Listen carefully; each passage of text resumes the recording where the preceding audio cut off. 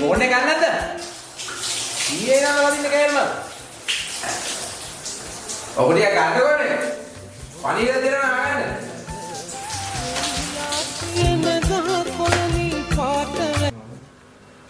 hello වේ පුතෝ කීයේ ඉඳන්ද පංගුබට call කරන්නේ කී සැරයක් කෝල් කරන්න ඕනද ෆෝන් එක උස්සන්න කොහෙද ඉන්නේ වේගේ පුතා නානවා පණිවිඩයක් කියව තියෙනවද කවුද කතා කරන්නේ කතා කරන්නේ වේගේ මිනිහා